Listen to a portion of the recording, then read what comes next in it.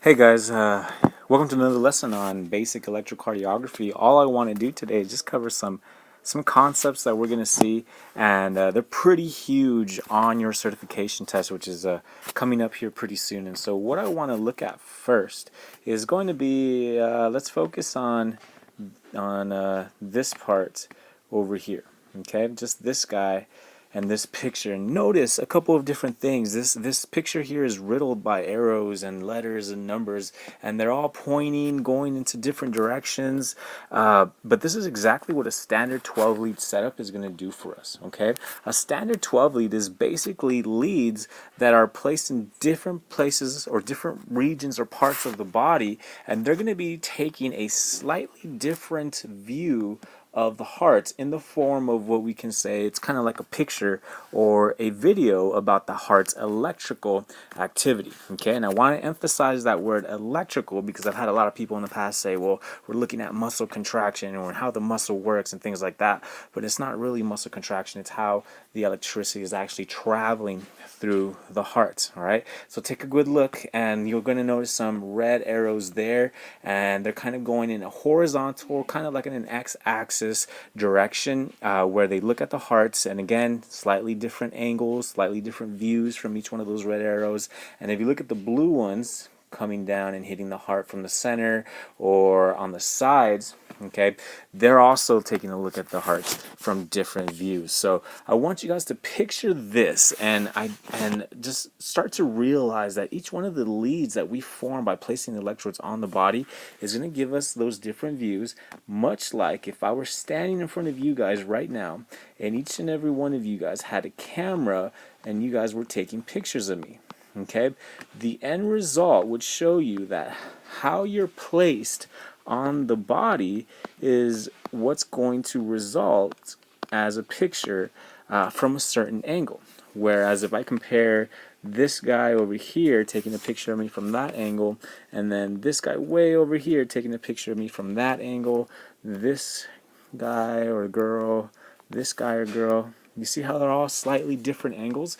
In the end, we can cover pretty much every angle, at least on the anterior parts of my body. And that is exactly what this is translating over to when we talk about a standard 12-lead EKG. Okay, it's basically the electrical recording of the heart in 12 different views.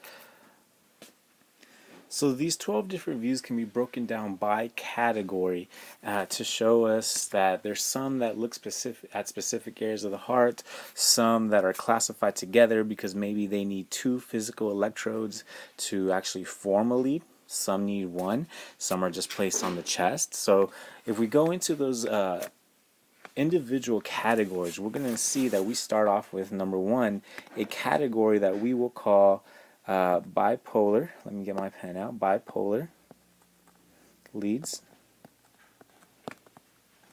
Okay, and another name for these would be called standard leads. All right, and our bipolar, aka standard leads, are known as lead 1, lead 2, and lead 3 in Roman numerals. Sorry for the messy writing there, but if you look, okay, we have lead 1 right there, and you can kind of see his arrow. We can't see it too much, but it comes out right there. Okay, that's going to be a lead 1 view. Okay, now look at lead 2. Lead 2 is coming from here, going down in that direction, and so that's another one. And lead 3 is this final guy over here, and he's coming from up here, making his way down. Okay, now we group these together because all of them are going to need at least 2 leads or electrodes to form one single view, and we'll get into that in a little bit. Right now I just want to kind of cover these different categories of electrodes or views. The next category that we have is going to be the unipolar, also known as augmented. Okay, now these augmented leads are created by anything that starts with an A. So we have one right there, AVF. We have the two up here, AVL and AVR. Okay, so unipolar augmented, we have AVR, AVL, and AVF. Now, why are we calling them unipolar? Because these guys, they're coming from the center of the heart, making their way out. They don't use two leads to form a view. All they need is here, going our way out. Okay, or here, making its way out, or here, making its way out. They all originate from the center of the heart. Why do we call it augmented? Well, if we look at the direction or the angle, the distance of the heart to that specific lead, you'll see that it's much smaller in these augmented leads than what we have as lead 1, lead 2, and lead 3 when we compare it to those guys. So the machine actually has to augment the signal in order for us to be able to see some type of waveform. Okay, now the last set of leads is going to be called precordial. That's the proper name, also known as chest leads, most popularly termed name. Okay, precordial and chest leads. Now you do not see them on here. Okay, you don't see them here, but if we go from this guy, make our way over here, we do see them in this picture. Okay, so now let's talk about this picture, because we see our chest leads over here. Oops. Okay, you see our chest leads over here, and there's going to be 6 instead of 3 in this particular category, these V leads, and we have V1 through V6. So we go ahead and just talk about their placement for right now, since we're on them. We're going to see that V1 is attached or placed on the right sternal border, 4th intercostal space. Okay, so if he looks at directly at what's in front of him, he's got a beautiful view of that right ventricle. So I'll just put it down right here just for notes. So V1, I'll put right sternal border,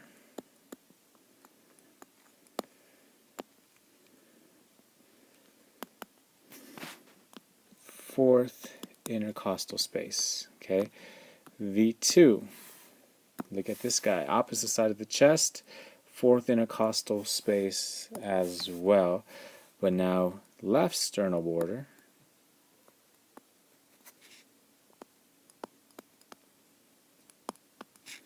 same intercostal space, 4th.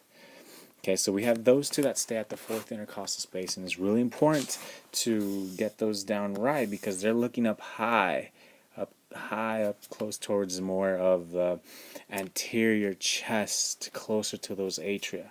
All right, if we go or start making our way down, we notice or we see a V3 in there, and the best way to locate V3 would be just to place V4 first. So this guy's going to go between V2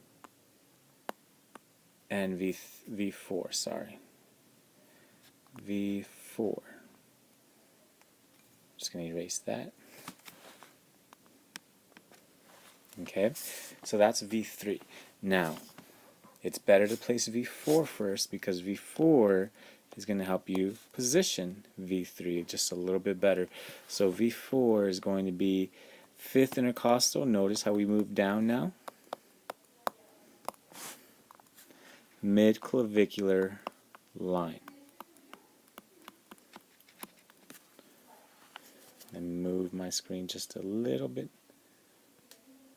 Okay, mid-clavicular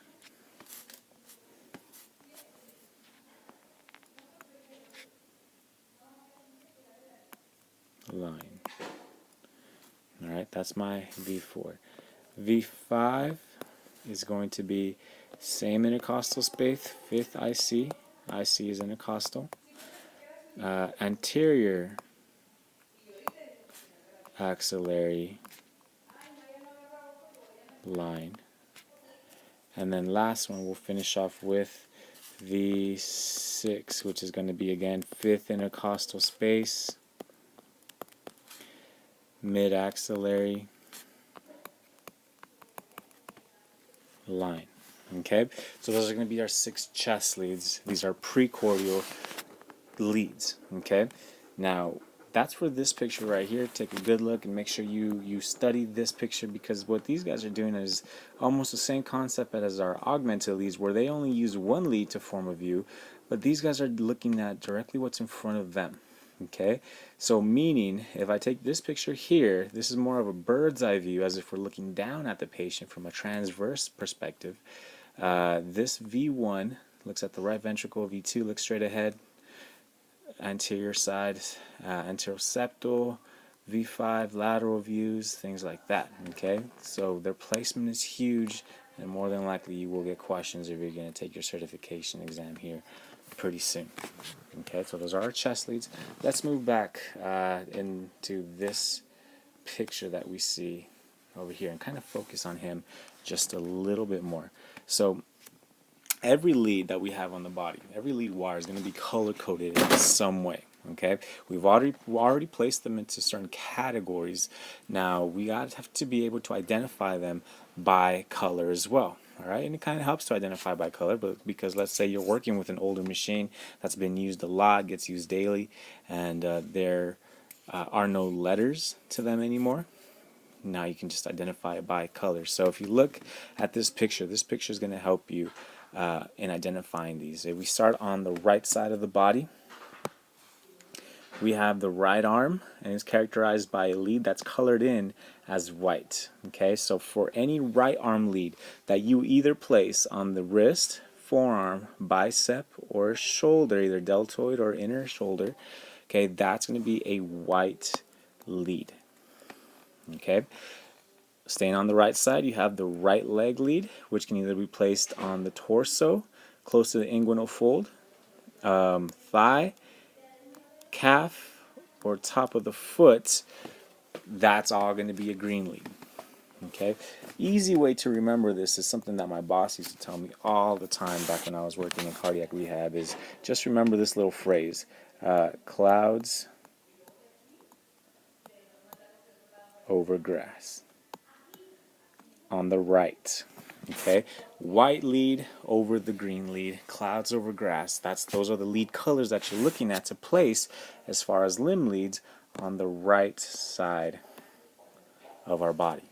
Okay, now on the left side, the colors are going to differ here. So on the right arm, instead of white, we go black. Oops. We go black. Okay, exactly like what we see there. And on the right leg, whether we place it on the torso, on the thigh, on the calf, or the foot, it's going to be red.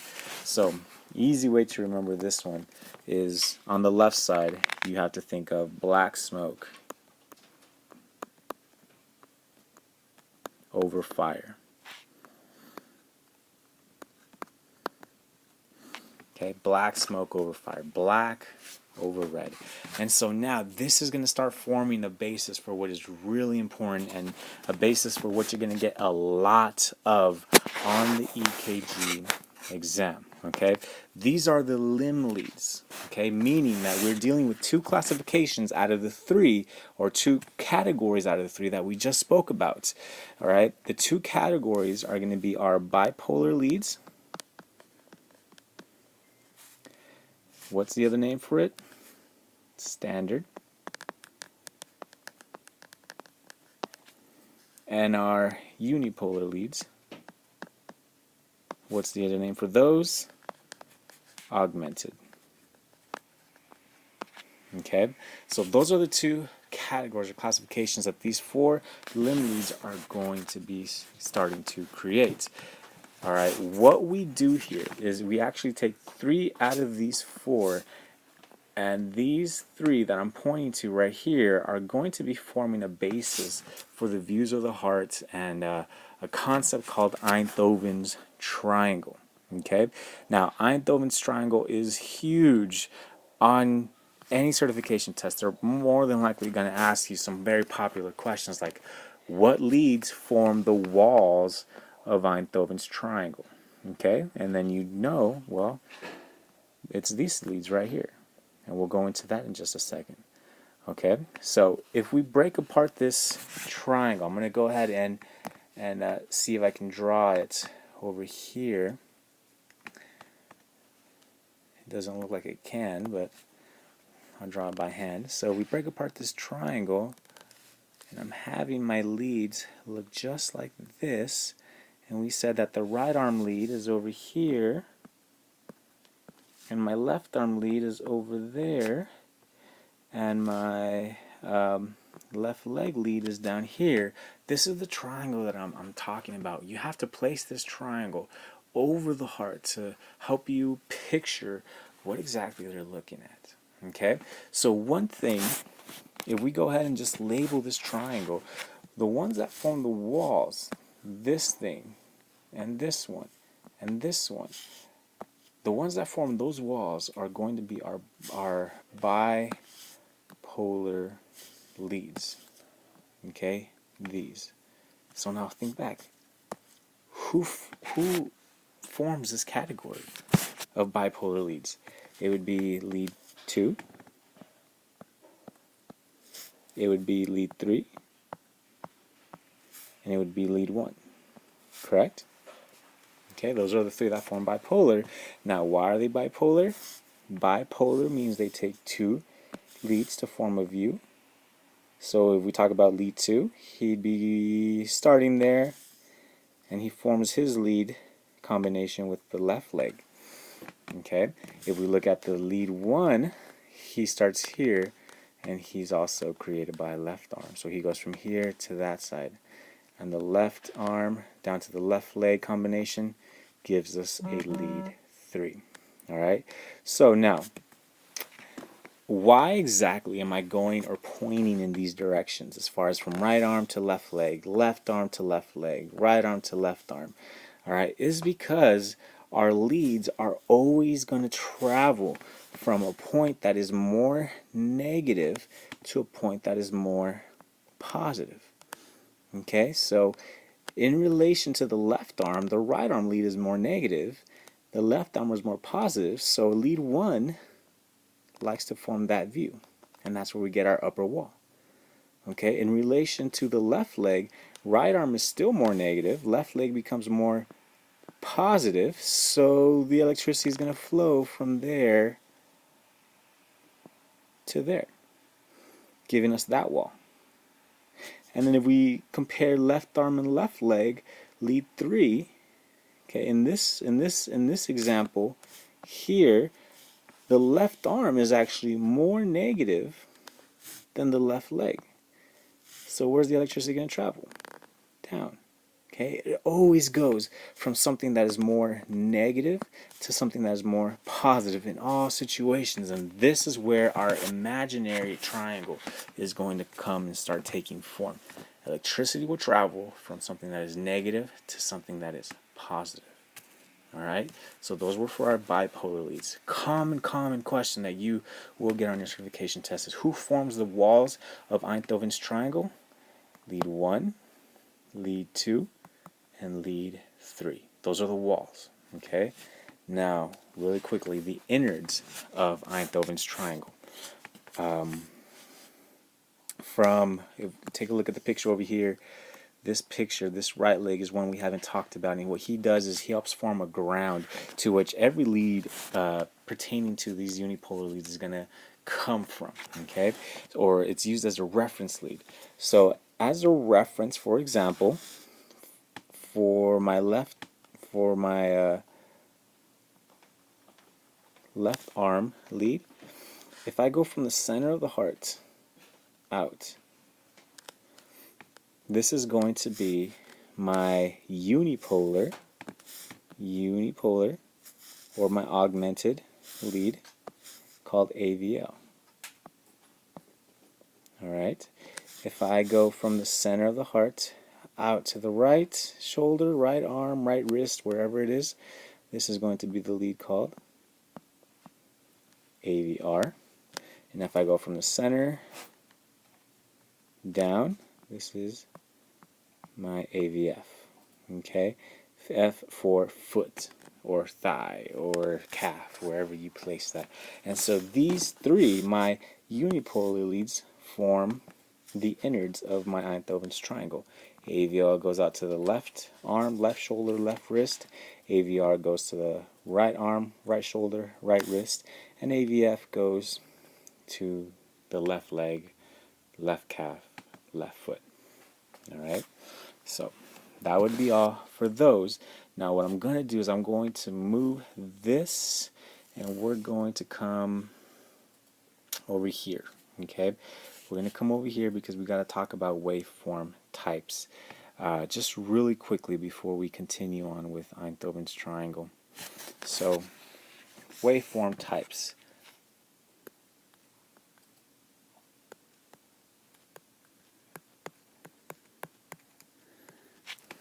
Okay, so we kind of saw, and I hope we understand, that there's different meanings to each one of these waves that we get on a basic 12 lead, or a complex of waves that we get. Okay, we know that this guy right here, this first little wave, this round and upright wave, is a P wave. We understand that this is the Q wave. We know that this is the R wave, the S wave, and in the end, the T wave. And that's going to be one complete cardiac cycle for at least for the electrical component of this. Okay, so waveform types is basically what it's going to tell us or help us identify waves that are either positive, waves that are negative, waves that are biphasic, and so on and so forth. Okay, so let's start off with the basic one, and the basic one is what we see being formed by the P wave, the R wave, and the T wave. Okay, so they're all upright, and that's telling us that they are positive waves. Okay, now why are they positive? Well, if you think back to the example of the little cameras, okay, and if, let's say, you were going or traveling in one direction, or this was a lead looking in one direction of the heart, and I was traveling in that same direction, or the electricity of the heart was traveling in that same direction, then they're going to complement each other and they form a positive deflection. Exactly like what we see for the P wave, the R wave, and this T wave. Okay, that's a positive deflection. Now, if we contrast that with negative deflections, negative deflections are what we see here as a little itty bitty Q wave that's right there, that larger S wave, which in my case, because I'm not good at drawing, looks like a bundle branch block. We'll talk about those later. But those two negative waves are going to be caused by this. If I have a lead looking in one direction and the electricity is traveling in the opposite direction, they're not going to complement each other. They are negative. So you're going to get a downward opening wave. Okay?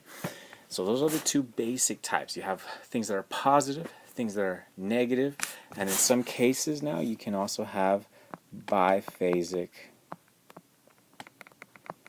waves. Okay? So a biphasic wave is as if a lead were looking in one direction, and for some reason the electricity was traveling in a perpendicular path to that lead where it crosses. Okay, so what you're going to get in the end is a wave that looks both positive and negative on both sides. It's about equal. Okay, two phases, biphasic. You have a positive and a negative deflection there. And that's simply because as the lead approaches the vector or the angle to that, as the electricity approaches the vector or angle to that lead, it gives us a positive deflection, and then as it takes off or crosses it and goes away, it gives us a negative deflection because we're going away from this axis or this lead. Okay, so that's biphasic. So we have three of those basic ones. We know that positive, if a lead is looking in one direction and the electricity is traveling in that same direction, that gives us a positive deflection. We know of negative, if the electricity is looking in one direction and the lead is looking in another, that gives us a negative deflection. And biphasic, if we have a lead looking in one direction and the electricity traveling perpendicular to that direction, we get biphasic. Okay, now none is another waveform type that we got to talk about because it's pretty important here. Okay, in this waveform where we have no wave, whether no positive, no negative, no biphasic, all we're going to get here is just a flat line, something like that. Okay, this tells you that there is no electricity passing through that point. Okay, passing through that lead or electrode or whatever at that point in time. Okay, so you could be asking yourself right now why this is so important to understand a flat line. Well, if you look up here, we see that this presents with a couple of very small flat lines. Okay, for example, leading up into that P wave, we have a flat line that's right there. We have a flat line that's right there. If I were to make this a little longer, we'd have a flat line right there. And then we have a flat line here leading up into another P wave. Okay, all those flat lines are telling us that at those moments in time, there was no electricity traveling through. All right, so for example, one big thing that we look at for EKGs is going to be the delay of the AV node on the heart, and that's caused by this flat line, or it's identified by this flat line right there.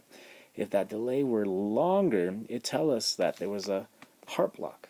Okay, or let's put this into an example because I know most of you like to watch those medical shows like Grey's Anatomy, or those soap operas where someone's in an emergency and they go into cardiac arrest and all you see on the machine is just a flat baseline.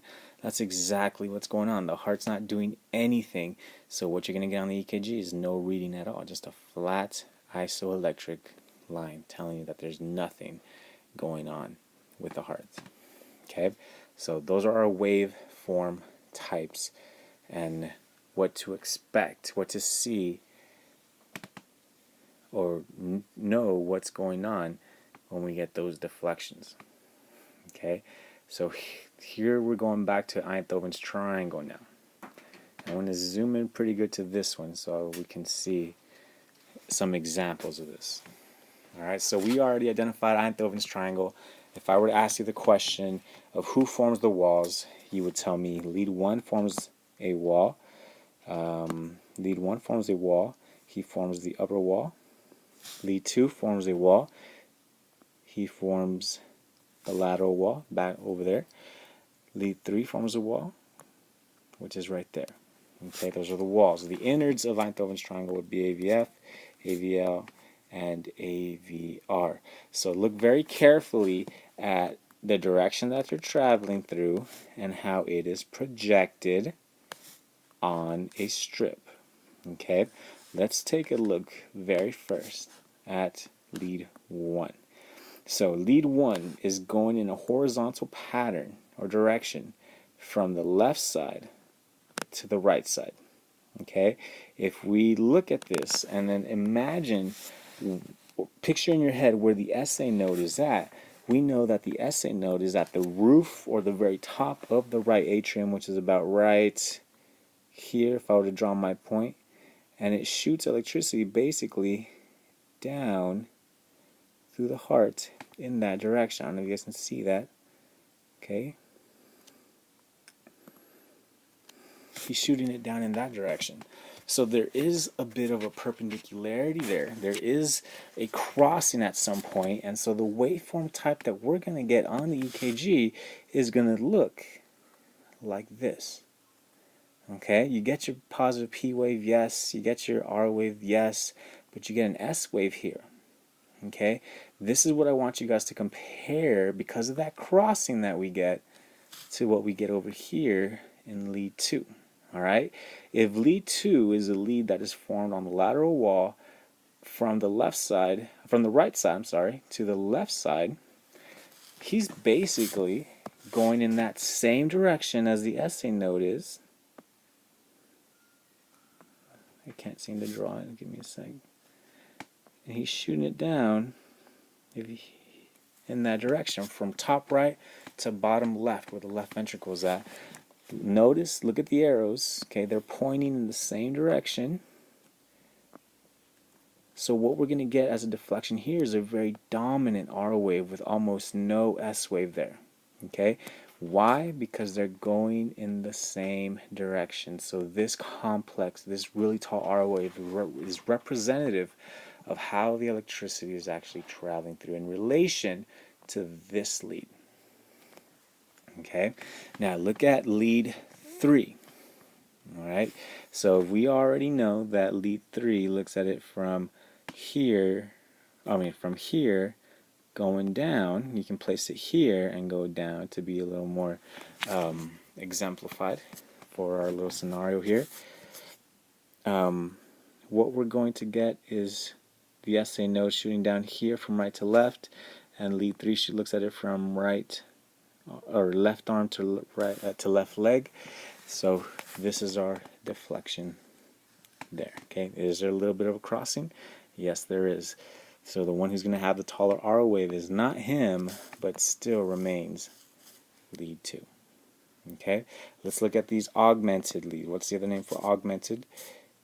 It would be unipolar. Okay, so we're looking at AVF. Look at the deflection of AVF and how that really tall R wave is, and that's because he starts here at the center of the heart, makes his way down, which is almost in the same direction as the SA node if the SA node were firing here. Okay, there's only a little bit of a crossing, not too much. If you compare this to this lead 2 R wave, this guy would still be taller. Okay, look at AVL. SA node shoots it from here going down. There's a huge crossing there. So what do we get right there in AVL? We get something that could be almost biphasic. All right, little R wave, almost equal S wave, only here it's a little deeper. And that's because of the crossing from SA node to AVL. Okay, look at AVR. Here's the big one I want you guys to focus on. So SA node shoots it from here, goes down that way from right atrium to left ventricle, and AVR looks at it from the center of the heart to the right side, right deltoid, right shoulder, right bicep, right wrist, and because his direction is opposite of how the SA node shoots it, the dominant wave is now who? This S wave.